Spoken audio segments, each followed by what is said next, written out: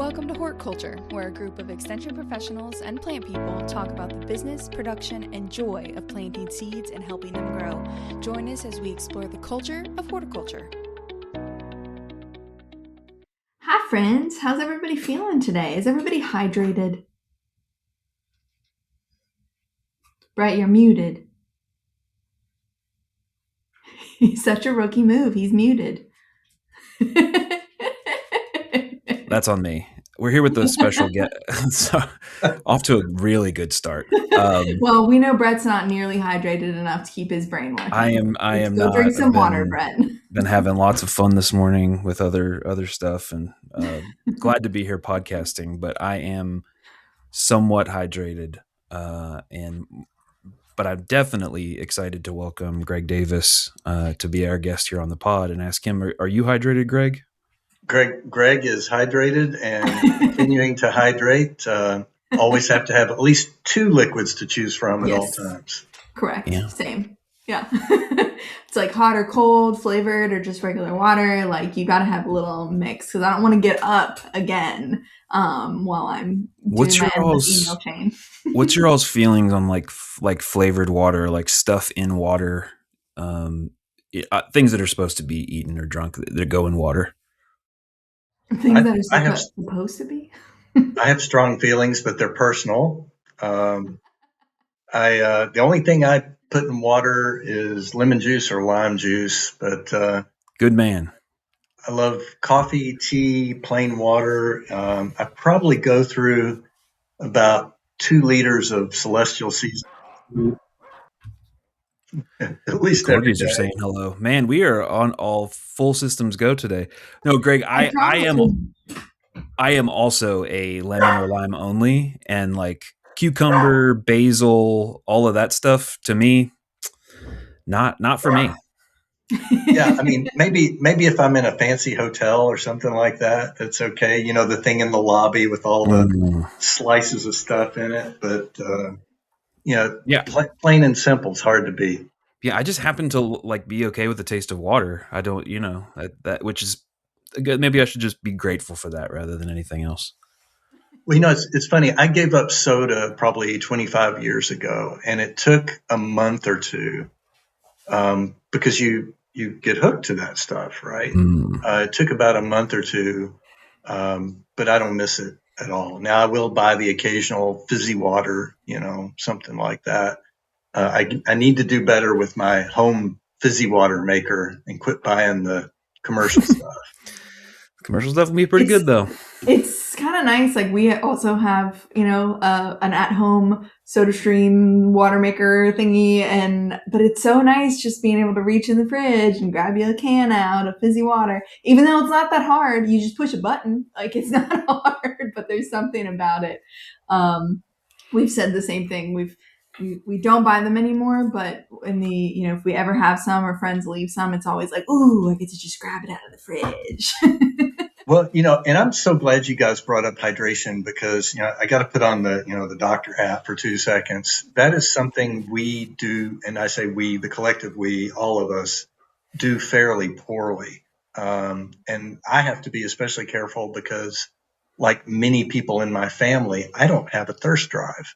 So I can become very dehydrated, especially when I'm outside in sunlight and not even know it. So I like to tell friends and family, I hope you're peeing clearly and often. That's it sounds weird, but that's a very sweet thing for you to say. May the road rise up to meet you, and may you pee clearly and often.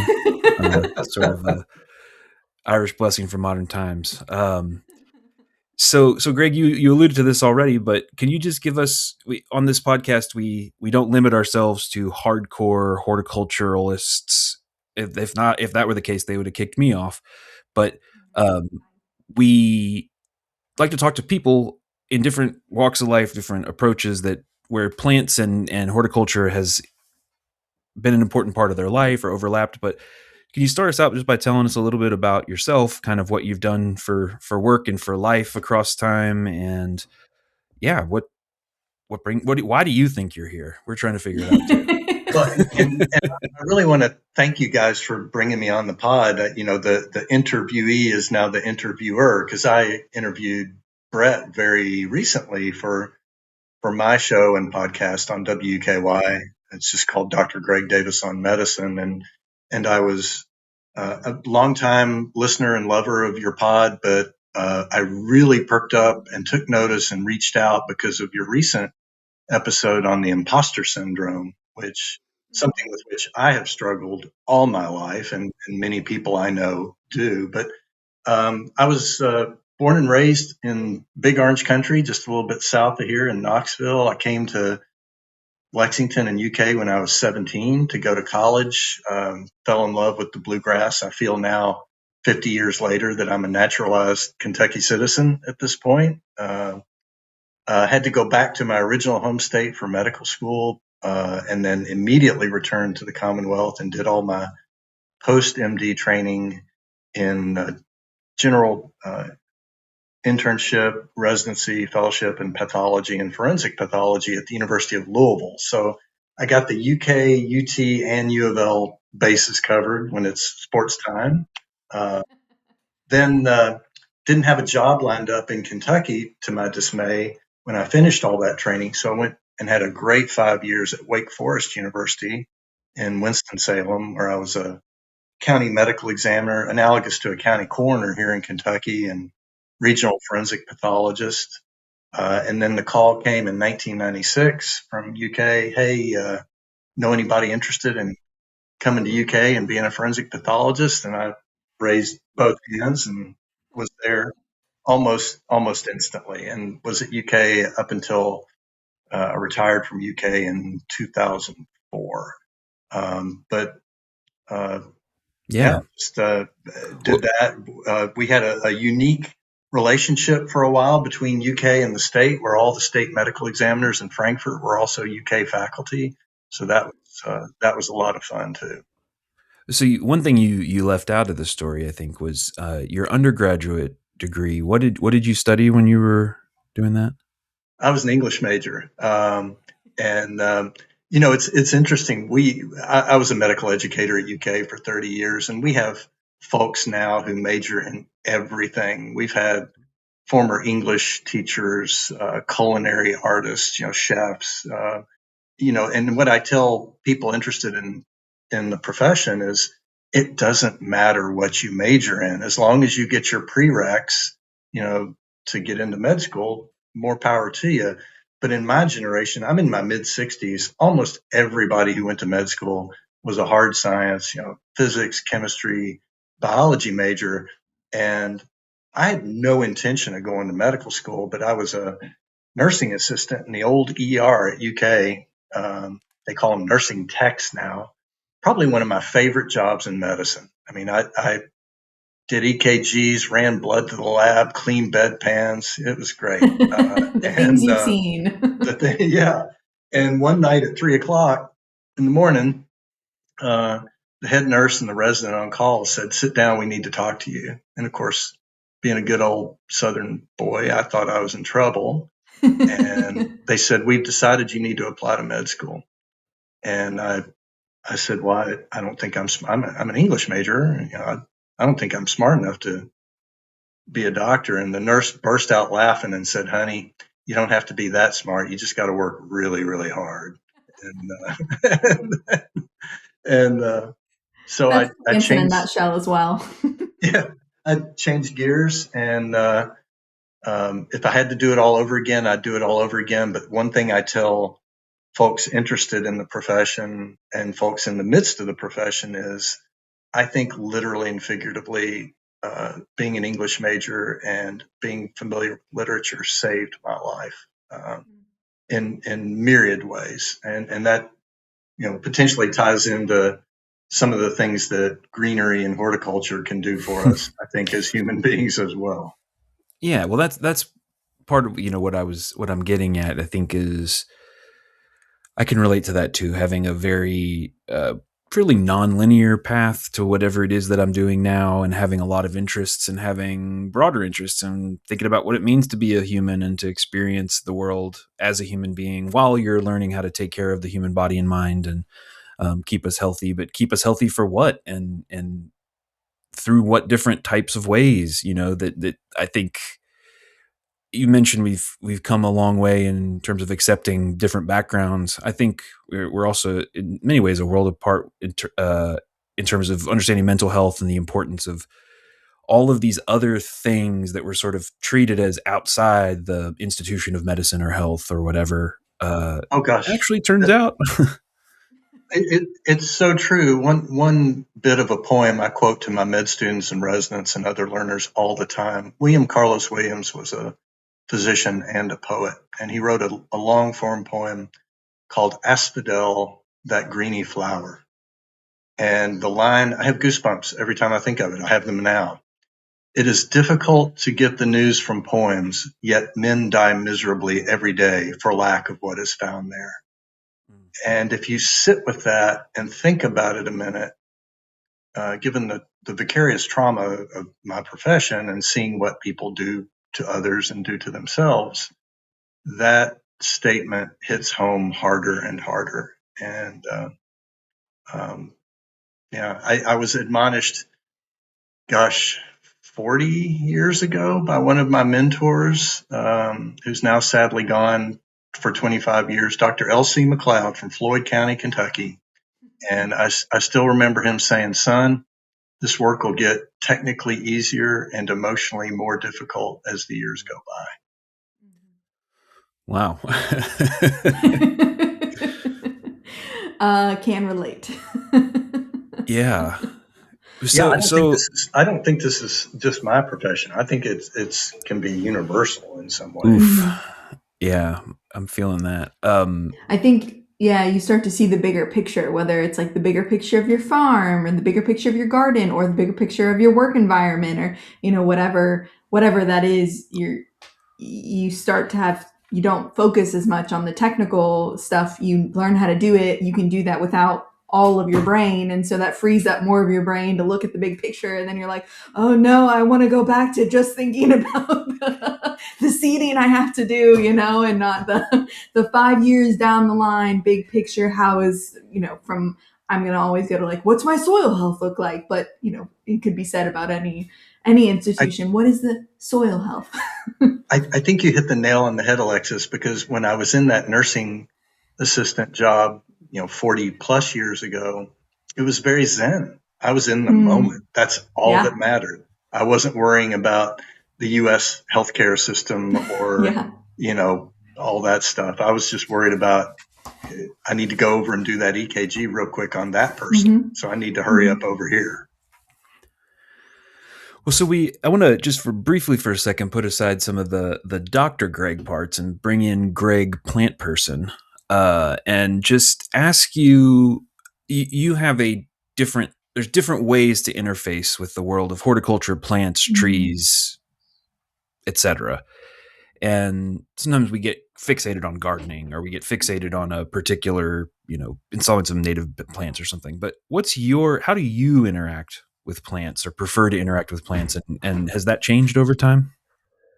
I guess I have to lay a foundation and give a big caveat as we start. And that is, my wife, Vanessa Oliver, knows more about horticulture, gardens, and plants in her pinky fingernail than I do in my entire body. I am not a technical horticulture person. I would put myself as an appreciator.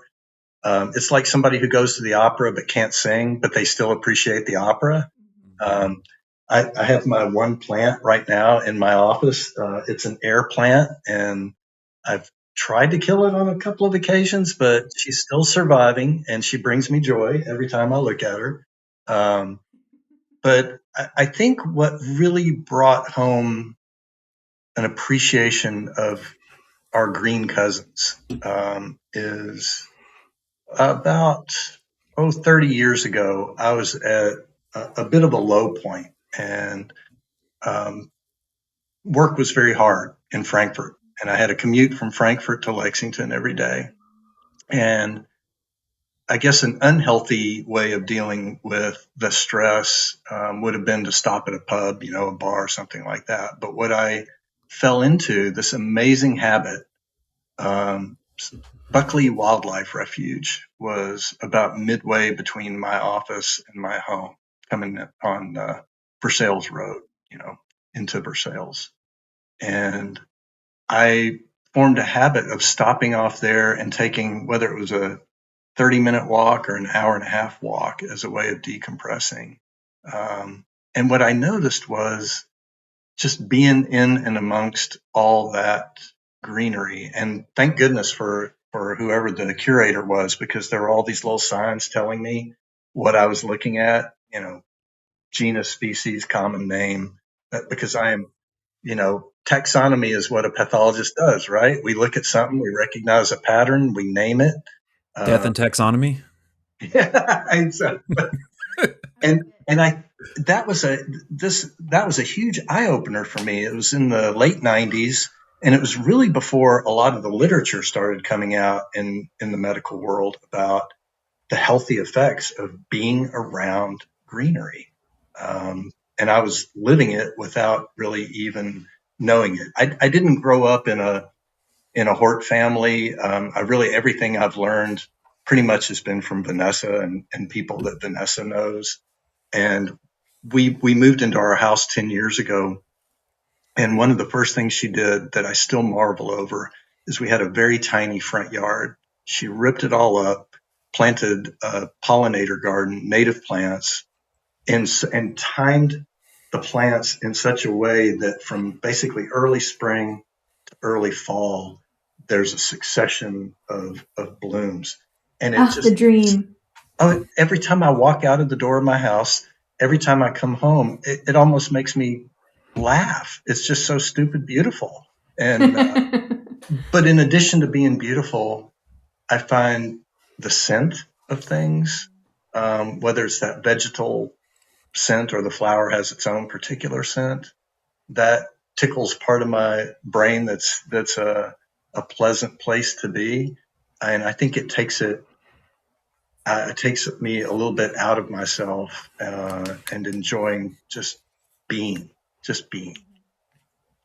But I don't want to, and that's the thing. I get to reap the benefits, whereas 99.9% of the getting down, getting dirty, hands in the soil that's all Vanessa.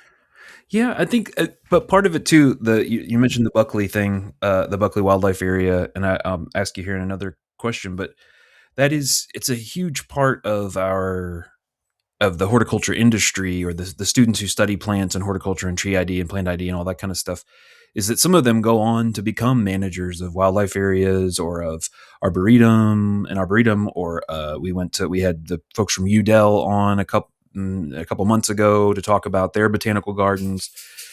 And it's just that it's to me this public good proposition of having available spaces to spend time in nature, or to spend time with plants, or to spend time in a really well manicured, planned out, thoughtful landscape with plants involved. I think all of that, to me, it's something that, I don't know if I would say the science is catching up to it, maybe, or something along those lines is how it kind of feels to me. Of holy moly, turns out if you have a really pleasant, natural, dappled light, green environment, you tend to do a little better. If you spend time in these places. Is that something you've come across? This is just some armchair public healthing here, I think, but not just armchair, Brett. Studies have shown, as we like to say. I mean, they are out there. I think maybe it was offline before we started talking online, but we know that people in the workplace, if they have access to a window, one of the coolest things about the medical examiner's office in Frankfurt, unlike any other I've ever seen, and I've visited them all around the world, there are these ginormous picture windows that look westward towards the Capitol. And you can see the Capitol in the distance, but we've seen deer, we've seen other wildlife just wandering around right off the east-west connector in Frankfurt. And so by turning 180 degrees and just looking out that window, I know I felt better. Others did as well. We've also got literature now that says, let's say you're in the hospital for having your appendix out, something of that nature. Your hospital stay statistically is going to be briefer if you have a window that looks out into a courtyard with greenery or a garden or something of that nature, rather than the generic blank wall or window that looks at the bricks, from the building next door. So I think it's one of those things that, especially I would think your listeners who are a self-selected group of folks would immediately glom onto that. I just feel better when I'm around, these, I don't even want to say this stuff. I mean, the more I read, the more I'm out there, the more than human world appeals to me and makes me respect and admire these forms of life about which we know so little. I mean, at lunchtime right now, I'm reading a textbook on trees, and trees are so fascinating. Oh my gosh. And Suzanne Simard, holy moly. Hope I get to shake her hand someday. The mother tree conservationist. I'm just boggled at what plants are and what they do. One of the things, and we're going to circle back around to the imposter syndrome here in a second. I know you wanted to chat a little more about that, but one of the other things that I've noticed is that for you, there's this relationship between the plant world. All of those plants, by the way, would fall into horticultural plants. They're not agronomic plants. They're trees and shrubs and all that kind of stuff. And that between that and walking, the idea of walking as this meditative act. I know that you've read and thought and walked while maybe thinking about walking. Can you speak to that a little bit and maybe shout out a couple other authors or people that think about this walking in the woods, walking in nature stuff?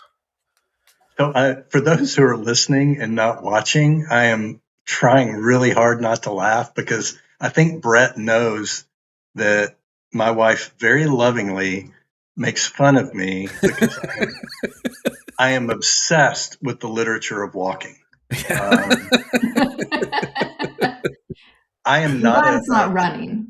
It used to be, Alexis. It used to be. But, concessions to aging. But I'm not a person with tattoos. But if I ever got one, it would probably be something like "Solvitur ambulando," the Latin for "it is solved by walking." It is probably just physiologically one of the best exercises we have. But more than that, it is also a way of getting out of yourself a little bit, getting into a rhythm, and seeing the world. You have a chance to literally get out and see the world. I strongly recommend, if anybody is interested, and it sounds dry, but it's not, the literature of walking. Robert Macfarlane is an English professor at Cambridge University, and one of his earlier books is called The Old Ways, where he talks about ancient footpaths in the old world, the new world, and what Macfarlane does in an amazing way. And I've written him more than one fanboy letter because of his writing. He brings in the personal, the natural history, the human history in such a way that, I mean, I'll be honest, fiction usually keeps me awake. Nonfiction usually puts me to sleep, but his nonfiction keeps me awake like reading a novel. There's another wonderful essayist named Antonia Malchik, Malchik, who's written a lot, and including a book on walking, everything from the political ramifications of walking. Are we allowed to walk there? And what if we're a woman or a person of color? Are we allowed to walk there the same way a white male like I would be allowed to walk there? Things that we might not think of immediately, but everything, whether it's human migration or making a better life for ourselves, it's really been because of people supported by the nutrition of plants who walked somewhere. And our farmers walk a lot. I feel like this is, I think the Gen Z would say this is the equivalent of go touch grass Like Yes. this like idea of like walking in nature is the same is the more romantic way to say go touch grass. Like you need to go touch grass. Oh my gosh, yes. Alexis, one of the times I knew that Vanessa liked me when we started dating early on is she took me to the farmer's market where she worked for 10 years. She worked for Elmwood Stock Farm, and she took me and introduced me to all the farmers and growers. Oh yeah, you were in at that Lexington point for Farmers sure. Market. Yeah, and to this day, I did this last Saturday. Every time I pay for one of my purchases, I just want to say, and I say it internally and occasionally externally, thank you for your knowledge, for your labor that keeps us not just healthy, but enjoying every meal. I mean, first question Vanessa asked me when we went out on a date was, "You like food, right?" Setting This is a major the part of what we do. Yeah. That was maybe the most important question from Vanessa, I would assume. It was like, if you don't really like this, then it's gonna be a hard go for us. set the tone. Okay, so I have a lightning round here, and then we could talk about imposter syndrome. So, do you have a favorite tree, either specific tree or a tree species? Oh, hard one. Japanese maple and ginkgo are the first that come to mind. Those, I guess, what is it? I love them all, but some of them I just take more notice, and I'll probably that'll be an ever changing answer as I learn more. But how can you not love ginkgos? They were there before the dinosaurs, for goodness sake. But not before the sharks, I've recently learned. Oh, interesting. Yes. Okay. Yes. Wow. And then okay, so I think Japanese maple because of the coloration, how they're red. No, wait, they're green. No, wait, they're red again. That kind of thing. Keeps you they also Japanese maples also have like an airiness to them, like an elegant, like dancey airiness that I think is really, really spectacular. What about your favorite? Do you have a favorite flower? Oh gosh. Zinnia, I guess, comes to mind. Coneflowers, echinacea. We like the disc flowers. Okay. Oh yeah, I think the disc flowers speak to me. I'm actually reading the chapter in the book on trees right now about tree reproduction, and it makes me very sad that a lot of people don't know that trees flower. Oh yeah. The horse chestnut right outside my office was pretty impressive with those clusters of flowers bigger than my head, that sort of thing. But just studying, I'm such a nerd. Lunchtime, eating and studying trees. But yeah, I'm on the flower chapter right now, and oh my gosh, as a little kid, I used to love those. I forget the technical term for the helicopter seeds. But the maples. But now getting to see how they're actually formed, and I believe the technical term is whirlybirds, Greg. Yeah, there we go. That's in the botanical text. I can pull it out. That's right. Whirlybirdus, Acer whirlybirdus. And last one, this should be the easiest or maybe hardest. Do you have a favorite fruit or vegetable? Oh my gosh, is a tomato a fruit or a vegetable? I know the old debate. So I'm going to sidestep the question by 2 degrees and give you the answer that one of my favorite meals on earth is a variation of hortculture. It's basically a spring salad, but without a lot of lettuce. And for lunch today, courtesy of Vanessa, diced up cucumber, onion, tomato, chickpeas, with like an Italian dressing, that sort of thing. I like all the veggies and all the fruits. Maybe not durian, but I tried that once. Pretty much one and done. Yeah. I tried durian as well. I was in Indonesia. It was ripe. It was fresh. It was like, if I was going to like it, this was going to be the version.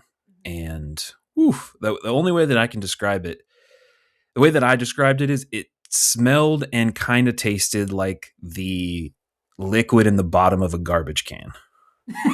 Yes, with a little bit of gasoline thrown in. Yeah. I tried it in Singapore while I was working there, and I was at a Sunday market, and I thought, when in Rome, right? Yeah. Well, Yeah. And you're like, I'm good. Thanks, Rome. Well, I'm good. because I am like the opposite. I'm the opposite of picky, and as far as eating, and that one will put it to the test. And you know what? Can I just get this off my chest? This is a horticulture exclusive here. Greg's making me feel safe. Pawpaws, I don't like them that much. Really? Is it a texture issue? I don't like the flavor. I don't like the texture that much. Yeah. I'm also not a big mango person or papaya person. Do you like it as like a baked good or an ice cream? I would never choose it. Yeah, that's fair. A lot of people. Let me just be clear. Strong. If you come out of your, I'm at your house for a party, and you come out and you say, "Does anybody want some pawpaw ice cream?" and there's no other ice creams available, I will be having some pawpaw ice cream. Noted. Okay. But if you had chocolate and pawpaw or vanilla and pawpaw or whatever, I would say I'd have the vanilla, please. But so yeah, I just feel like it's like a cardinal sin in the local foods world in Kentucky, like this part of the country, is to turn your back on our native tree fruit. But but I guess, team. I'm on Team Alexis there. I mean, you like what you like, and even if it's native to our state, I mean, poison ivy is native to our state too, but I don't necessarily like to wallow in it. So yeah, you get that, mix that into your special salad, Greg. I think Greg was referring to, again, I'm going to bring a Gen Z term in here because I'm learning things. A dense bean salad is what the kids are calling it now. Oh. It's a dense bean salad. Yeah. He said something fun and exotic. Yes, he did. I think we're just like whitewashing some. What did you call recipes, it, Greg? But it's a Greek term, hortculturepodcast, and it's basically just a fresh green garden salad, but without lettuce. And I love lettuce. It's all makes sense. It's all just a bowl that you actually want. Yeah, well, you can eat. Yeah, and you can eat it with a spoon instead of a fork. Mm-hmm. So that's kind of fun. I'm a big fan. Vanessa told me about that dense bean salad term just the other day, and it's like, but we've been eating that forever. We've been eating that for a while. It's just, you know, the kids these days, they've got to just bring something back that's been around for forever. Got to be hip with the lingo. Right? I suppose, but yeah, throw some stuff in a bowl and call it a day. Yeah, it's so easy. Greg alluded to one of our previous episodes about imposter syndrome and in agriculture in general, and I'm thinking to myself, here we have Dr. Greg Davis on medicine, on the pod, big shot, celebrity, international draw for expert testimony. He's been on all kinds of MSNBC, CNN. He's big time. He's a big pool for us, guys. He's a big pool for us. Big deal. We will not be paying your agent, Greg. Just FYI. They keep emailing. But I think there were elements within that maybe either you identified with or had observed, and I'd love to hear your thoughts on that. I think this is a phenomenon of thinking, feeling people in any profession. I think it is universal. That imposter syndrome of when are they going to find me out? I spent a good portion of my career thinking, when is my department chair going to figure out just how much of a dummy I really am? And I think it's oftentimes, this is a gross generalization, but there's literature to back that up too, that it tends to be relatively high achieving people, whether it's a grower, a farmer, a physician, a MBA, I don't know, whatever it is that you do, where in its best form, it's like a little bit of test anxiety. Like I need to have continuous quality improvement. I need to be a lifelong student. I tell we have this abbreviation in medical education. You're a PGY1, postgraduate year one, when you're a first year resident. Well, I'm a PGY 41 or something like that at this point, because I'm still learning. That's why we say practice medicine, because it's continually learning. So I think in its best form, the imposter syndrome is like any emotion, in modified, moderate form, it can be a good thing. It spurs you to keep up with the literature, to ask folks. I'm going to a meeting next week of a bunch of forensic folks, and I'm going to say, as I always do over coffee or a beer, hey, have you learned something new that's important? Anything you want to impart to help all of us? But like many human emotions, if you go too far to the other side, too much test anxiety, and you can't concentrate, and you can't learn. The kind of professionals I've encountered that I'm a little bit scared of are the ones who've never had even a hint of the imposter syndrome, who think from day one, maybe they're fresh out of school, whatever school that is, and they think they're hot stuff and they know everything and you can't teach them. You do not want those individuals as your caregiver or probably doing anything else that has an impact on your life. So, like so many things, a little bit of it might be a good thing to make us better at what we do, but too much of it can be a bad thing. I think and sorry, Brett, but one thing, it was a taboo in medicine for years and years, a couple of generations ago, to even hint that maybe you should go see a counselor. And, if you're macho, we can call it, we don't have to call it therapy. We can call it debriefing, and I've told some of the, macho-esque people that I've worked with in the past, I don't care how tough you are. It is a sign of strength to ask for help. And regardless of what stressor you're feeling at work, if you are a thinking, feeling person to any degree, you live in the world. You're going to need help at some point. And there are tons of great resources. Like if you're at UK, there are resources without cost. And many employers offer their folks resources for, again, therapy, debriefing, counseling, whatever you want to call it. Yeah, I think that's an important linked parallel of things that have been developing, because it's from the horticulture side of things. It's been really interesting to see this gradual, I don't even know what to call it, admission, maybe rediscovery, discovery, whatever, choose your language, about the importance of not only in the diet, fruits and vegetables, a diet, or plant-based diet, or heavily plant-based diet rich in fruits and vegetables tends to be a good thing for people's health. On the flip side, but I think also the stuff we've talked about so far, of like the idea of spending time in nature, so having trees around in the landscape, being able to see leaves and plants and things, maybe it's even take care of a plant or a bucket tomato or something like that. That we've seen this. I think a lot of horticulture, especially in Kentucky and places like that, has had a chip on its shoulder about it being a little bit of the forgotten about. It's not one of the big agricultural commodities like corn or wheat or cows or whatever. And so to see this kind of like, oh, okay, so you guys, turns out you all do appreciate us after all, as these things start to come out, and everyone, we've seen the emergence of things like recovery gardens for people who are struggling with opioid use.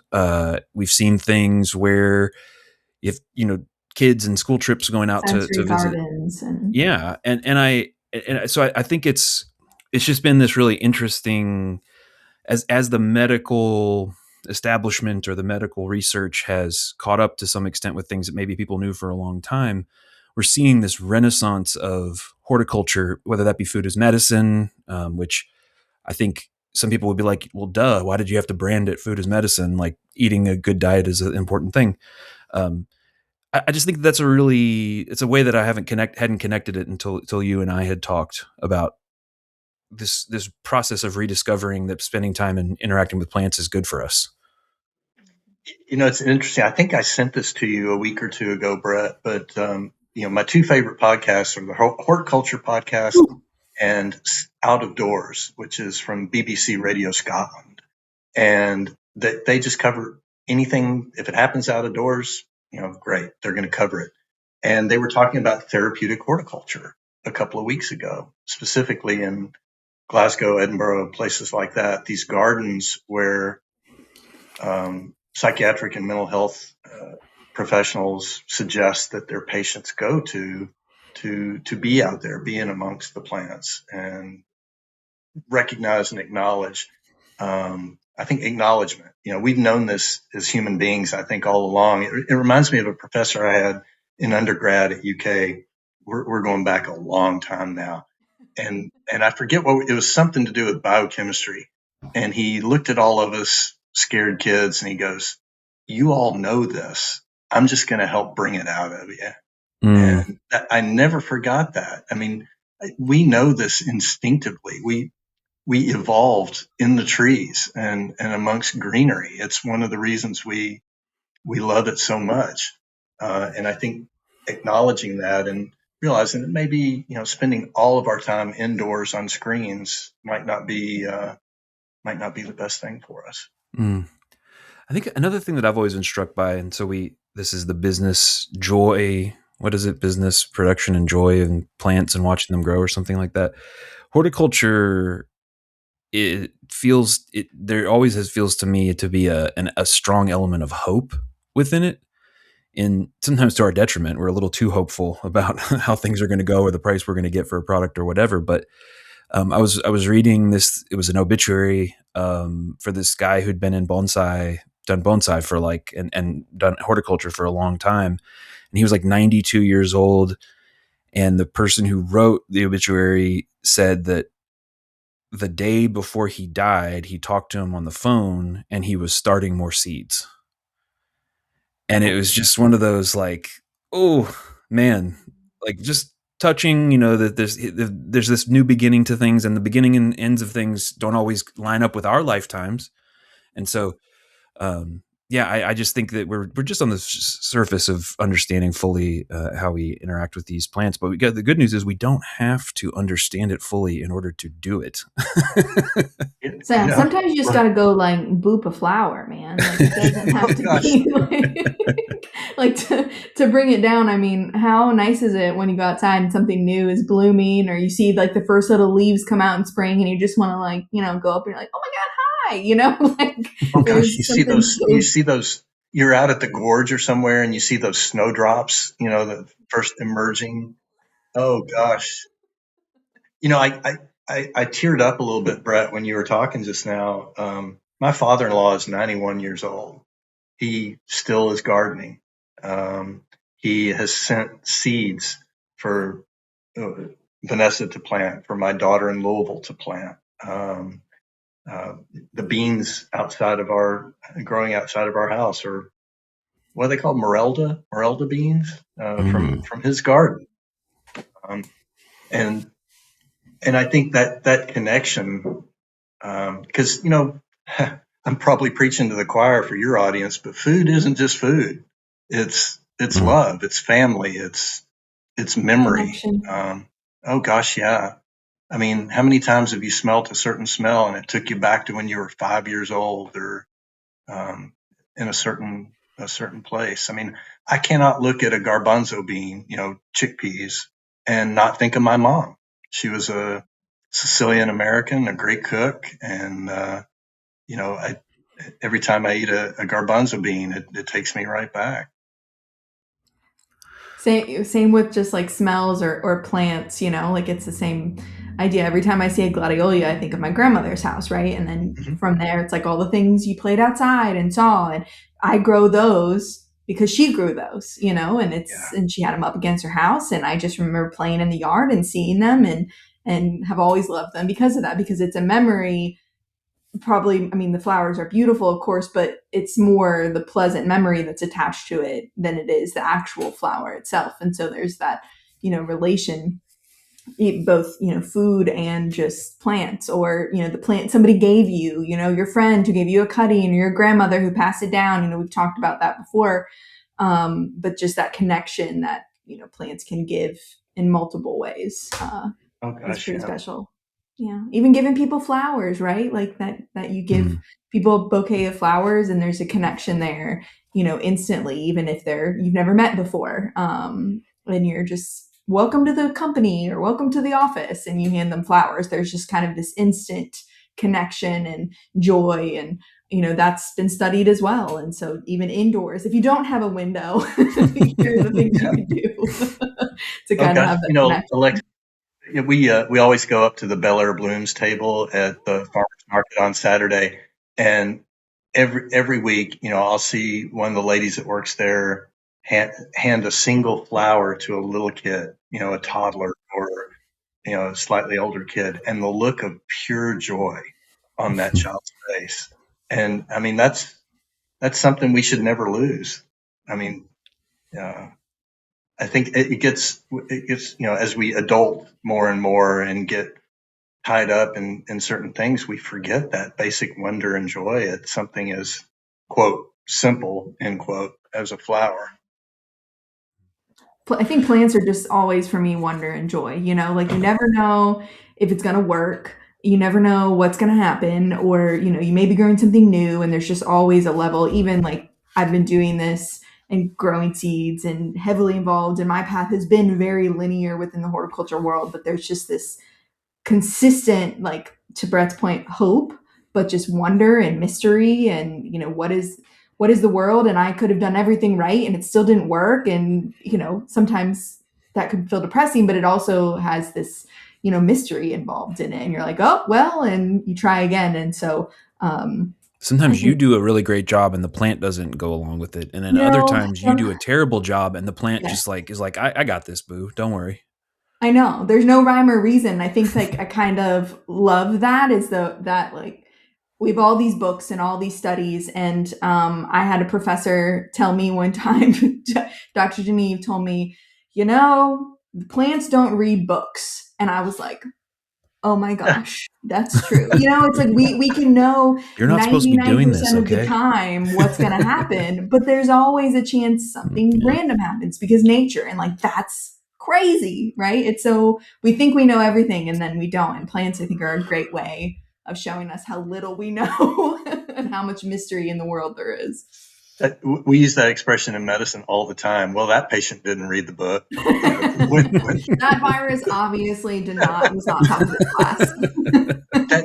That hope that you both are talking about, I see that every year when Vanessa will grow a lot of things from seed, and I'll be in the kitchen and she'll be in the back room, with the little spritzer bottle, moistening the soil and talking in the most loving, supportive, nurturing terms to these little things that haven't even sprouted yet. And then, of course, regardless of how much care she takes, sometimes there's, and I'm not supposed to mention this nemesis of Vanessa out loud, but sometimes there's a groundhog that comes on the scene, or some other critter.